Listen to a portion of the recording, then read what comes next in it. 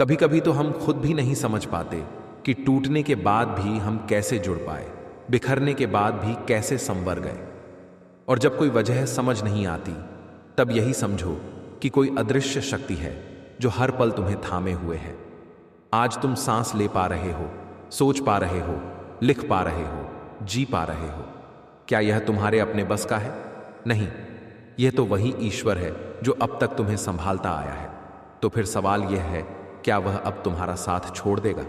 सोचो, जब तुम सबसे कमजोर थे, बिल्कुल अकेले थे, आंसुओं में डूबे थे, तब उसने तुम्हें नहीं छोड़ा।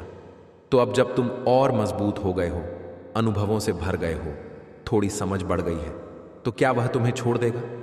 नहीं। ईश्वर का प्रेम कोई सौदा नहीं, कोई तात्कालिक समझौता नहीं।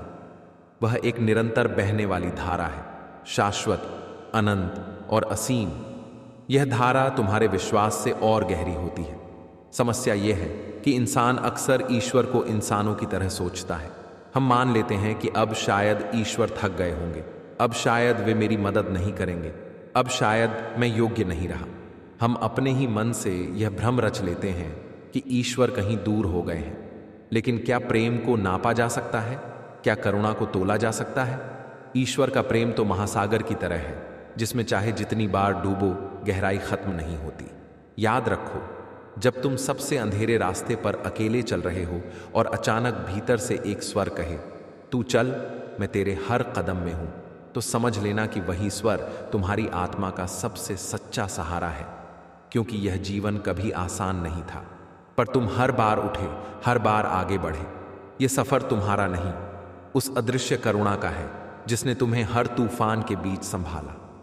सोच कर देखो, जब चारों तरफ शोर नहीं होता, जब रिश्तों का सहारा टूट जाता है, जब सपनों की इमारत बिखर जाती है और इंसान को लगता है कि वह अकेला रह गया है, तभी भीतर की आवाज सबसे साफ सुनाई देती है। वही अकेलापन दरअसल एक नई शुरुआत की घंटी होता है। लेकिन हम डरते हैं, हम घबराते हैं। हमें लगता है, अब कौन संभालेगा, अब कौन थामेगा जब सब कुछ गिर चुका है। पर क्या यह सच नहीं कि जिन लम्हों को तुमने अपनी जिंदगी का अंत समझा था, वही तुम्हारी कहानी का मोड़ बने? वह नौकरी जो तुम्हें नहीं मिली, वह रिश्ता जो तुमसे छूट गया, वह सपना जो अधूरा रह गया, सब किसी न किसी बड़ी योजना का हिस्सा था। वही चोटें तुम्हें ताकतवर बना गईं, वही खालीपन तुम्हें अपने भीतर झांकना सिखा गया। अब सवाल है, जब ईश्वर ने तुम्हें उस वक्त गिरने से बचाया था, जब तुम पूरी तरह टूट चुके थे, तो आज क्यों छोड़ देंगे? उनका प्रेम कोई सौदा नहीं है, वह स्थायी है, निरंतर है, निस्वार्थ है। याद करो, कितनी बार तुम्हें लगा कि अब कोई राह नहीं बची, सब खत्म हो गया, और फिर अचानक किसी इंसान, किसी विचार, किसी संयोग, किसी अवसर ने तुम्हें उठाया। क्या यह सब यूं ही था? नहीं, यह उस अदृश्य करुणा का परिणाम था। उसे तुम चाहे ईश्वर कहो, शक्ति कहो, परमात्मा कहो, या बस एक अनंत प्रेम, पर वह है और हर बार तुम्हें थामता है। कभी कभी हम सोचते हैं, शायद अब ईश्वर थक गए होंगे, अब वे हमारी प्रार्थनाएं नहीं सुनेंगे, अब हम काबिल नहीं रहे। लेकिन याद रखना, माँ अपने बच्चे को तब भी प्यार करना नहीं छोड़ती जब वह गंदे कपड़े पहनकर गिर जाता है। तो फिर वह परमात्मा जो माँ से भी अधिक करुणामयी है, वह कैसे तुम्हें छोड़ देगा जब तुम्हें उसकी सबसे ज्यादा जरूरत हो? और सबसे गहरी बात यह है कि ईश्वर का साथ पीछे से धक्का देने वाला नहीं है, वह हर कदम पर तुम्हारे साथ साथ चलता है। जब तुम आगे बढ़ते हो तो वह पीछे खड़ा नहीं होता, वह तुम्हारे भीतर खड़ा होता है। जरा ठहर कर पीछे मुड़ो और देखो, तुम्हारी हर गिरावट के नीचे वही अदृश्य हाथ था। तो अब डर किस बात का? अब जब तुम्हारे पास और अनुभव है और समझ है और चेतना है, तो क्या वह तुम्हारा साथ छोड़ देगा? नहीं, बल्कि यही वह समय है जब तुम्हें खुद पर और उस शक्ति पर और गहरा भरोसा करना है। क्योंकि जब दुनिया तुम्हें अकेला छोड़ देती है, तब ईश्वर तुम्हारे सबसे करीब होता है। जब शोर थम जाता है, तब उसकी फुसफुसाहट सुनाई देती है।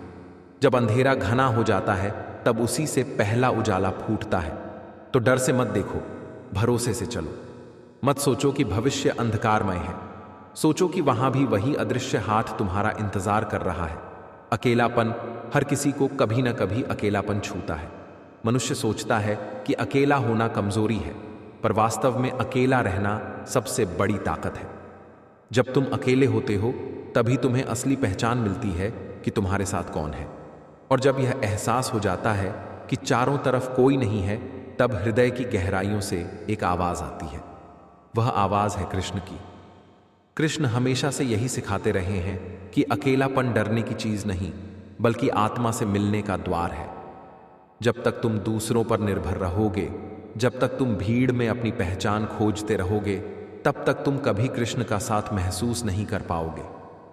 पर जिस दिन तुमने अकेले रहना सीख लिया, उसी दिन तुम्हारा हर श्वास, हर धड़कन और हर भाव कृष्ण से जुड़ जाएगा। सोचो जरा, जब अर्जुन कुरुक्षेत्र के मैदान में खड़ा था, उसके सामने रिश्तेदार, भाई, गुरु सब थे, फिर भी वह अकेला था।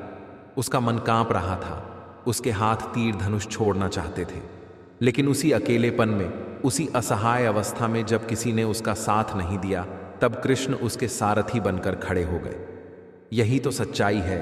दुनिया के लोग चाहे सब छूट जाए, पर अगर तुम अकेलेपन को स्वीकार कर लो तो कृष्ण तुम्हारे जीवन के सारथी बन जाते हैं। लोग कहते हैं कि अकेलापन दुख देता है। हाँ, शुरुआत में यह चुभता है, लेकिन क्या तुमने कभी सोचा कि वह चुभन ही तो तुम्हें कृष्ण की ओर खींचती है? अगर लोग हमेशा तुम्हारे साथ रहेंगे तो तुम्हें उनकी आदत लग जाएगी, फिर तुम उन्हें ही ईश्वर मान लोगे। लेकिन जब लोग छूट जाते हैं, रिश्ते दूर हो जाते हैं, जब कोई अपना भी समझ में नहीं आता, तब तुम्हारा मन पुकारता है, हे कृष्ण, अब तो तुम ही हो। और यहीं से जीवन का असली रूपांतरण शुरू होता है। अकेले रहना सीखना मतलब यह नहीं कि रिश्तों को तोड़ दो, बल्कि इसका अर्थ है कि तुम्हारा सुख दुख, तुम्हारी शांति और तुम्हारी शक्ति किसी और पर निर्भर न रहे। जैसे समुद्र अकेला है पर उसमें सारी नदियां आकर मिलती हैं, वैसे ही तुम अकेले रहो पर तुम्हारे भीतर इतनी शांति और विश्वास हो कि लोग तुम्हारे पास आकर सुकून पाएं। कृष्ण कहते हैं, मनुष्य अकेले जन्म लेता है और अकेले ही मृत्यु के द्वार से गुजरता है। फिर बीच के सफर में वह दूसरों पर इतना निर्भर क्यों हो जाता है?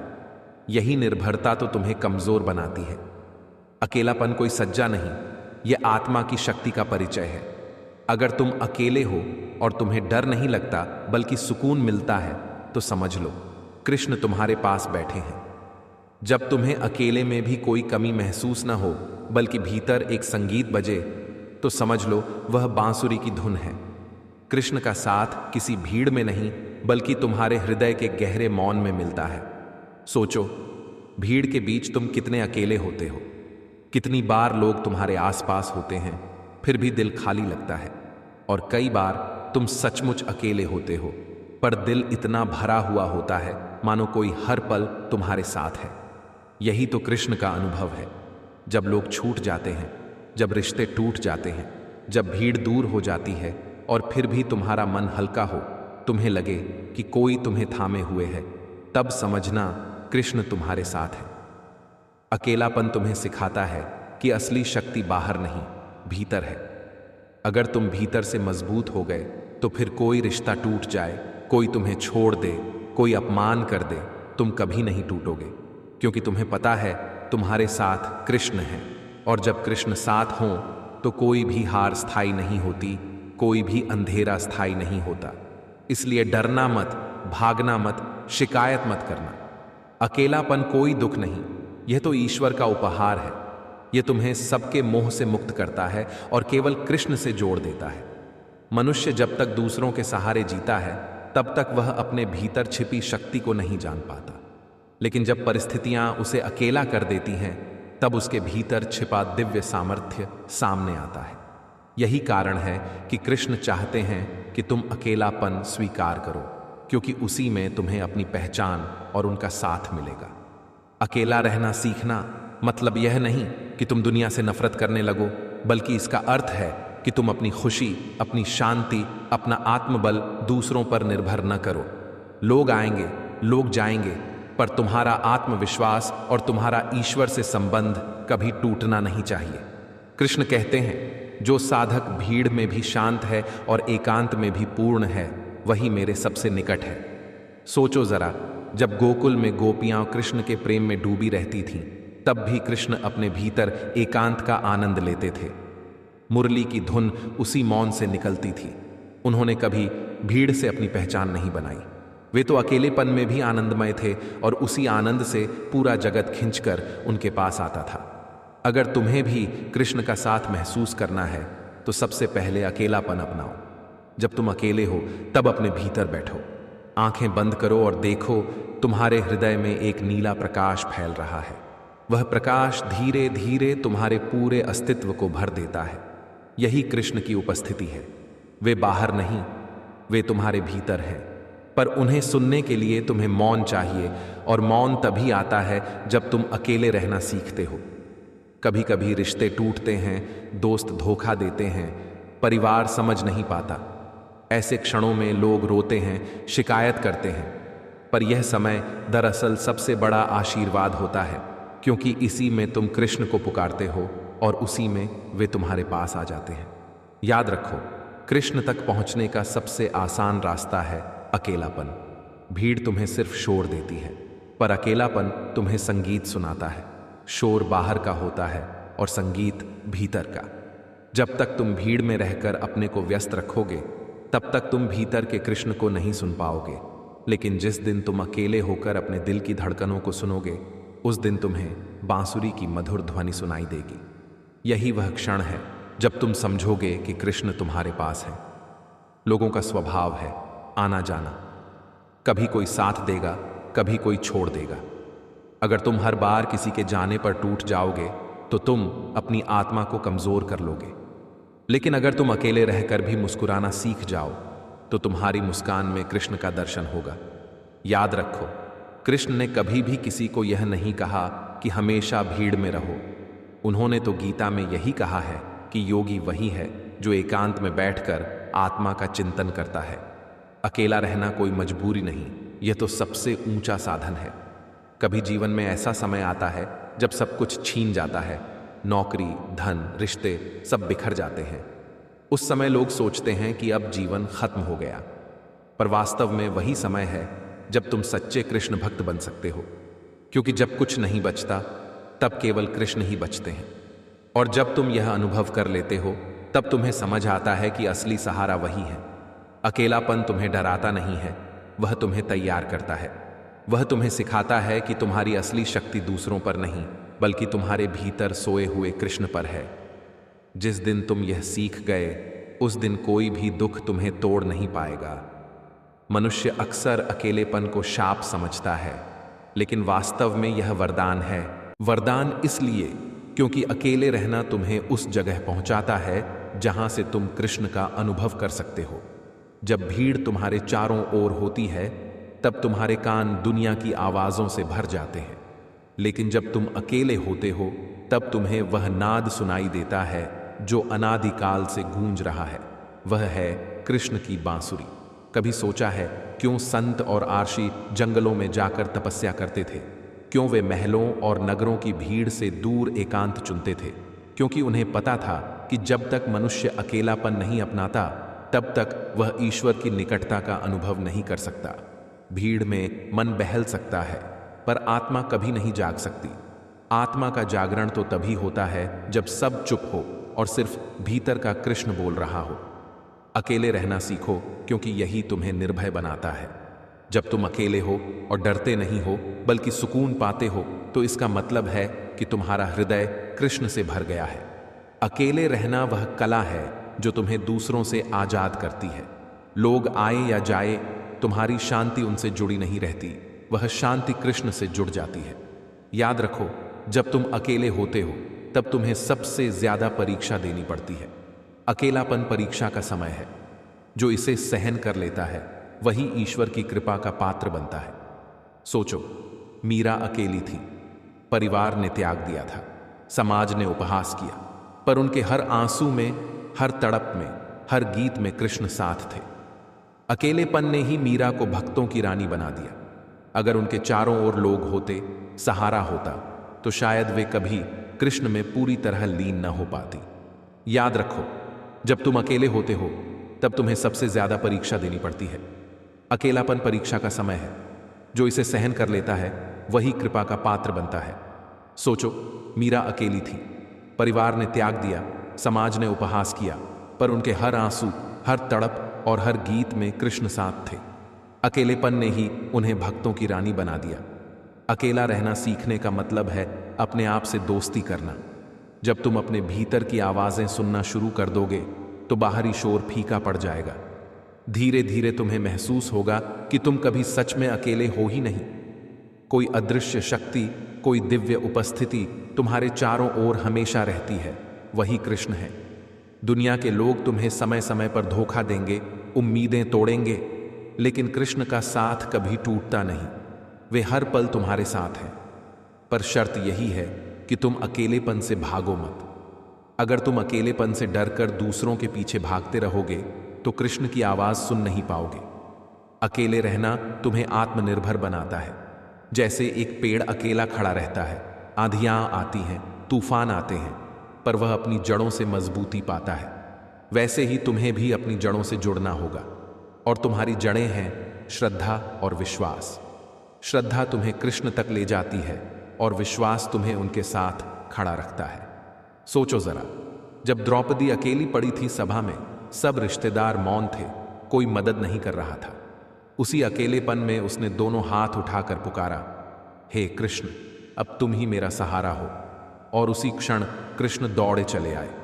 यही रहस्य है, जब तुम अकेले रहना सीखते हो और उस अकेलेपन में कृष्ण को पुकारते हो तो वे कभी देर नहीं करते। इसलिए जीवन का यह सिद्धांत बना लो, लोगों पर निर्भर मत रहो, किसी से उम्मीद मत रखो। अगर कोई साथ है तो अच्छा है, अगर नहीं है तो और भी अच्छा है, क्योंकि तब तुम कृष्ण का साथ महसूस करोगे। अकेले रहना सज्जा नहीं है, यह तुम्हारे और ईश्वर के बीच का गुप्त संवाद है। इसे अपनाओ, इसे समझो और इसे जियो। अकेलेपन का सबसे बड़ा सौंदर्य यह है कि यह तुम्हें बाहर की दुनिया से काटकर भीतर के संसार से जोड़ देता है। बाहर का संसार अस्थायी है, बदलता रहता है, लेकिन भीतर का संसार शाश्वत है, जहां स्वयं कृष्ण विराजमान है। जब तुम अकेले होते हो और ध्यान करते हो तो धीरे धीरे तुम्हारा मन शांत होने लगता है। विचारों की भीड़ छूटने लगती है और उसी शांति में तुम कृष्ण की उपस्थिति का अनुभव करने लगते हो। भीड़ तुम्हें ताली देती है, पर वह ताली स्थायी नहीं होती। आज लोग प्रशंसा करेंगे, कल आलोचना करेंगे, लेकिन अगर तुम अकेले हो और तुम्हारी आत्मा कृष्ण से जुड़ी है तो तुम्हें किसी प्रशंसा या आलोचना की जरूरत ही नहीं होगी। तुम्हें भीतर से ही संतोष मिलेगा, और यही संतोष ही असली संपत्ति है। याद रखो, जब तुम अकेले रहना सीख जाओगे तब किसी का भी त्याग तुम्हें दुखी नहीं करेगा, क्योंकि तुम्हें पता होगा कि जिसने भी साथ छोड़ा उसने केवल बाहरी स्तर पर छोड़ा है। भीतर तो कोई भी तुम्हारे साथ नहीं था। भीतर हमेशा से केवल कृष्ण थे और हमेशा रहेंगे। यही जीवन का परम सत्य है। जब तुम अकेले होते हो तब तुम्हें अपने भीतर की आवाज सुनने का समय मिलता है, और वह आवाज अक्सर वही होती है जो तुम्हें सही दिशा दिखाती है। कई बार जीवन में हम गलत फैसले इसलिए ले लेते हैं क्योंकि हम भीड़ के दबाव में आ जाते हैं, लेकिन जो अकेला होता है और अकेले में भी शांत रह सकता है, वही अपने जीवन के फैसले सही कर पाता है, क्योंकि उसके निर्णय पर किसी और की छाया नहीं होती, सिर्फ ईश्वर का मार्गदर्शन होता है। सोचो, भीम, नकुल, सहदेव सब अर्जुन के साथ थे, पर गीता का उपदेश सिर्फ अर्जुन को मिला। क्यों? क्योंकि उस क्षण अर्जुन अकेला था। किसी ने उसकी शंका का समाधान नहीं किया, कोई उसका मार्गदर्शक नहीं बना। जब सब मौन थे तब कृष्ण ने अपने ज्ञान का दीपक जलाया। अगर अर्जुन अकेला न होता, अगर हर कोई बोल रहा होता, तो क्या गीता प्रकट हो पाती? कभी नहीं। गीता का जन्म ही अर्जुन के अकेलेपन से हुआ। अकेलापन तुम्हें ईश्वर के साथ गहराई से जोड़ देता है। मीरा हो, कबीर हो, तुलसी हो, सभी संतों ने इसी अकेलेपन को गले लगाया और कृष्ण का नाम अपना लिया। उनकी कविताओं में, उनके भजनों में, उनकी वाणी में वही प्रेम झलकता है जो अकेलेपन से उपजा है। अगर वे भीड़ में उलझे रहते तो क्या आज हम उनके शब्दों से प्रेरणा ले रहे होते? अकेला रहना मतलब यह नहीं कि तुम दुनिया से भाग जाओ, नहीं। इसका अर्थ है कि तुम भीतर से इतने संपूर्ण हो जाओ कि तुम्हें किसी बाहरी सहारे की जरूरत न रहे। फिर चाहे लोग साथ हों या न हों, तुम्हारा मन संतुलित रहेगा। यही तो कृष्ण योग है, जहां बाहर का असर भीतर की शांति को तोड़ नहीं पाता। लोग अक्सर कहते हैं, मुझे डर लगता है अकेले रहने से, पर क्या तुम जानते हो कि डर सिर्फ तब आता है जब तुम्हें विश्वास नहीं होता कि कृष्ण तुम्हारे साथ हैं? अगर तुम्हें पूरी श्रद्धा है कि वे हर पल तुम्हारे साथ हैं, तो तुम कभी अकेले नहीं महसूस करोगे, बल्कि अकेले रहकर भी तुम्हें लगेगा जैसे कोई तुम्हारे कंधे पर हाथ रखे है, कोई तुम्हारी रक्षा कर रहा है, कोई तुम्हें देख रहा है। दुनिया के सारे रिश्ते अस्थाई हैं। माता पिता, भाई बहन, मित्र, सबका साथ एक दिन छूट ही जाता है, पर कृष्ण का साथ कभी नहीं छूटता। इसीलिए बुद्धिमानी यही है कि मनुष्य अकेला रहना सीखे, ताकि जब सब साथ छोड़ दें तब भी उसका विश्वास न डगमगाए। कृष्ण तुम्हें तभी मिलते हैं जब तुम भीड़ से हटकर शांति में बैठते हो, क्योंकि वे मौन के देवता हैं। उनकी बांसुरी की धुन सिर्फ वही सुन सकता है जो भीतर से शांत और स्थिर हो, और स्थिरता तभी आती है जब मनुष्य अकेलेपन को अपनाता है। इसीलिए अगर जीवन तुम्हें अकेला कर दे तो उदास मत होना, मुस्कुराओ और कहो, धन्यवाद कृष्ण, अब मुझे तुमसे मिलने का समय मिल गया। जीवन का सबसे बड़ा रहस्य यही है कि जो व्यक्ति अकेलापन स्वीकार कर लेता है वही जीवन के असली अर्थ को समझ पाता है। लोग भीड़ में सुख ढूंढते हैं, दूसरों की उपस्थिति में सुरक्षा महसूस करना चाहते हैं, परंतु यह सुरक्षा झूठी ही है, क्योंकि जिस भीड़ पर तुम आज भरोसा कर रहे हो वही भीड़ कल बदल जाएगी। जो दोस्त आज तुम्हारे पास खड़े हैं, कल जरूरी नहीं कि वे तुम्हें याद भी करें, लेकिन अगर तुमने अकेले रहना सीख लिया तो तुम्हारा सहारा कभी नहीं टूटेगा, क्योंकि तुम्हारा सहारा होगा कृष्ण। कृष्ण का साथ महसूस करना कोई साधारण अनुभव नहीं है। यह तभी संभव होता है जब तुम्हारा मन शांत हो, जब तुम्हारे भीतर की हलचल थम जाए। और यह शांति तब आती है जब तुम अकेले बैठकर बिना किसी व्यवधान के अपने हृदय की धड़कनों को सुनते हो। उस धड़कन में, उस मौन में एक मधुर ध्वनि छिपी होती है, वही बांसुरी की धुन है। कभी यह मत सोचो कि अकेलेपन में तुम कमजोर हो गए हो। नहीं, सच तो यह है कि अकेलेपन में ही तुम्हारी असली ताकत प्रकट होती है। सोचो, महाभारत का युद्ध जीतने वाले पांडव 5 ही थे, जबकि कौरवों की सेना लाखों में थी। पांडव अकेले थे, पर उनका सहारा कृष्ण थे, और इसी वजह से वे विजय हुए।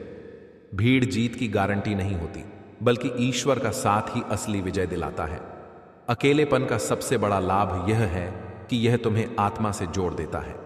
जब तुम भीड़ में होते हो तो तुम्हारा ध्यान हमेशा दूसरों पर होता है। लोग मेरे बारे में क्या सोच रहे हैं, कौन मेरे साथ है, कौन मुझसे दूर जा रहा है। लेकिन जब तुम अकेले होते हो तो तुम्हारा ध्यान केवल अपने और अपने ईश्वर के बीच रह जाता है। वही संबंध सबसे सच्चा है। मीरा का जीवन देखो, राजमहल की रानी होकर भी उन्होंने अकेलापन अपनाया। उन्होंने दुनिया की परवाह नहीं की, न पति की, न समाज की, न अपमान की, क्योंकि उनका हृदय कृष्ण से भर गया था। अकेलेपन ने ही उन्हें अमर बना दिया। अगर वे दूसरों पर निर्भर रहती तो शायद उनका नाम आज कोई याद भी न करता।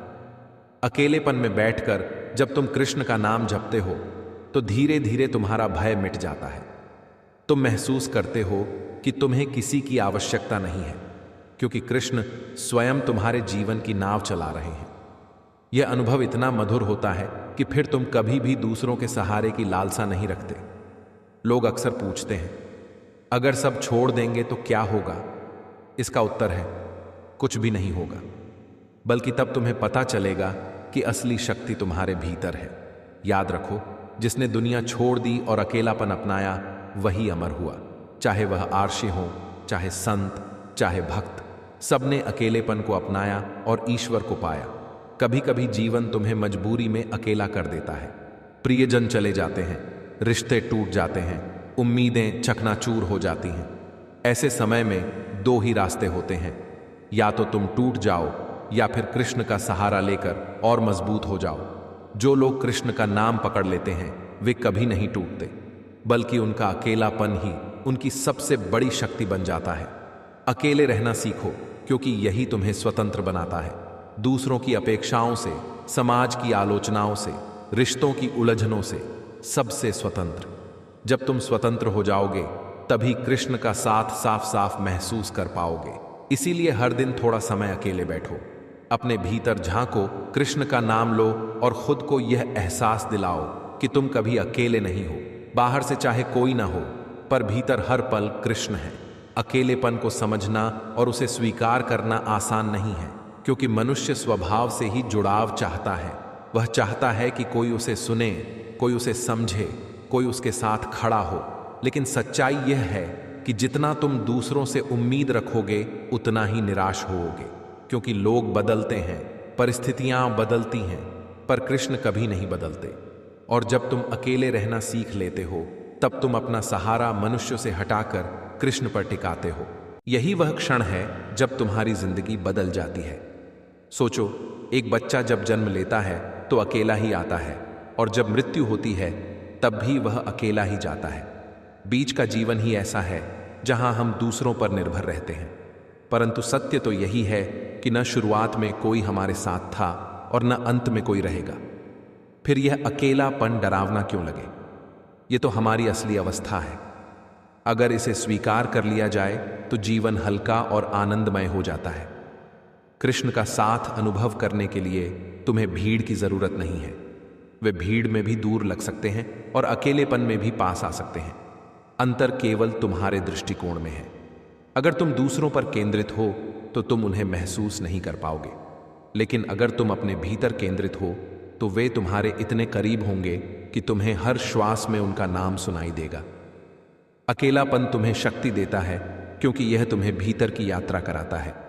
जब कोई साथ नहीं होता तो मजबूरी में ही सही तुम्हें अपने आप से बात करनी पड़ती है, और वही आत्मसंवाद धीरे धीरे ध्यान का रूप ले लेता है।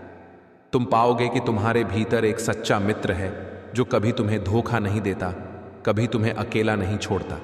वही है तुम्हारा कृष्ण। याद रखो, दुनिया का हर रिश्ता तुम्हें बाहर से जोड़ता है, लेकिन कृष्ण का रिश्ता तुम्हें भीतर से जोड़ता है। बाहर के रिश्ते टूट सकते हैं, पर भीतर का रिश्ता अमर है, और इस अमृतत्व का अनुभव अकेलेपन में ही होता है। जब तुम अकेले होते हो और रात के सन्नाटे में बैठते हो तो तुम्हें डर भी लग सकता है, पर उसी डर के पार एक गहरी शांति है। जैसे अंधकार के बाद सूर्योदय होता है, वैसे ही अकेलेपन के डर के बाद तुम्हें कृष्ण की उपस्थिति का प्रकाश मिलता है। और एक बार वह प्रकाश दिख गया तो फिर अकेलापन कभी दुख नहीं देगा। वह तो तुम्हारा सबसे प्यारा मित्र बन जाएगा। देखो, महापुरुषों की जिंदगी में भी यही हुआ। श्री राम वनवास में गए, सब कुछ छूट गया, पर उसी अकेलेपन में उन्होंने अपार धैर्य और शक्ति दिखाई। पांडव अज्ञातवास में थे, अकेलेपन ने उन्हें और दृढ़ बना दिया। यही अकेलापन उन्हें भगवान की शरण में ले गया।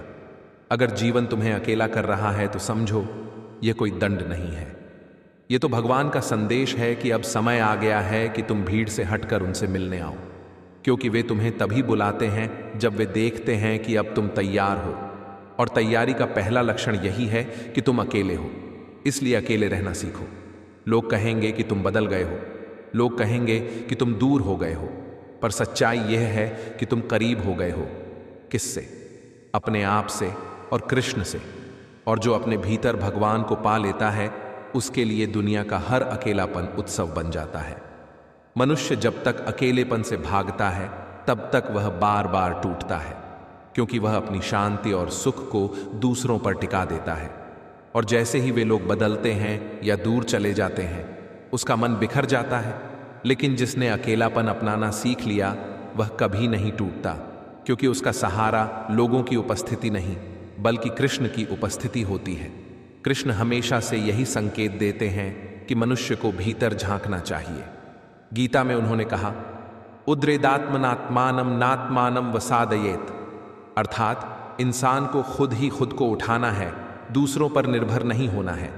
जब तक हम यह नहीं सीखते कि हमारी शक्ति भीतर है, तब तक हम दुनिया के हर परिवर्तन से हिलते रहेंगे। लेकिन जिस दिन हम अकेलापन स्वीकार कर लेते हैं, उसी दिन हमें यह सच्चाई समझ आती है कि हमारी शक्ति ही कृष्ण का रूप है। सोचो, क्यों संतों ने पर्वतों, गुफाओं और जंगलों का मार्ग चुना?